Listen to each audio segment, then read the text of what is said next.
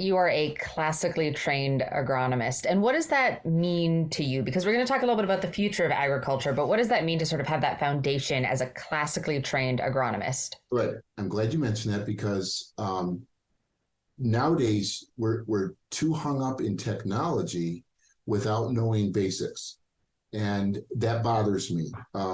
I I could fly drones over everything every day of the week, and I'd have some beautiful pictures, and it would create data. So what? I mean, really?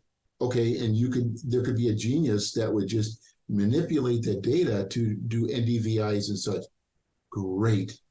But if we haven't chosen the right genetics, had good weather, had correct soil health, had correct fertility, you utilized all the biostimulants, all the biology that we could, so what?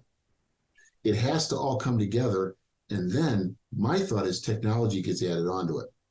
So classical in my minds is I can balance nutrition on crops. I can calculate nitrogen needs. I can calculate what phosphorus comes out in residue. That's what I mean by classical. You have to know the basics before you can go forward. So it's just my background is very production oriented, and I just give an example. When we work fields, I work them in different directions every year. Why? Soil compaction.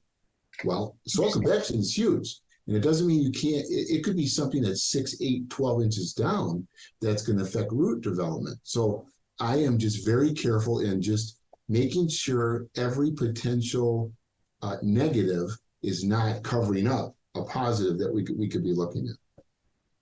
And you mentioned bringing farmers out for field days, looking at data. Can you give everyone sort of an idea of what does your day-to-day look like? It sounds to me like you're running a lot of field trials, you're testing out different things. How do you do all that? How do you manage all that? Sort of what does your job look like? When the snow does fly in January, I'm pretty happy. When the growing season's here, it's busy. So we have typically between 300 and 400 research trials going on each year. Wow. And it involves actually my whole family's involved. I've got younger children that are full-time, my lovely wife, my mother-in-law, an aunt. I actually have only one person that's not related to me, and I've known him from high school. So it involves us to work together, but work together so that we all have a common goal. I can't just have people coming in here work here that aren't really, it's just a job to them. They have to be involved.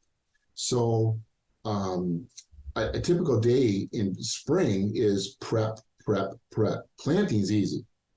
But if we're not ready for it, if we haven't made sure that planter is up to top working condition, we're going to have some seed placement issues. And I've just thrown the whole study out there. So right. Our winters are just full with maintaining and rebuilding everything we have, because when spring comes, I don't want breakdowns. Yeah. So a given day is just, we're focused. Everything, all our research trials are within 3 miles of the house. Wow. So, yes. Now I do have some off location, but those are kind of reserved for special things. Sure. I can't get into it in a 4-wheeler or a gator or whatever. It's too far. I don't want to waste my time in my truck driving to a location.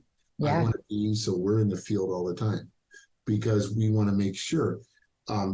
If I have a trial that I'm doing vigor ratings at, I do that trial the same time, the same day. So if I'm looking at a Harpe trial, it's going to be 10 o'clock in the morning, and that's when I look at it, because I want the sun in the same place. You have to manage all that, because I don't want to look at things, because my eyes are what I trust. I know what green and yellows and reds are. We have to be able to have a feel for what's going on out there, not like, oh, looks good. So our day they're full.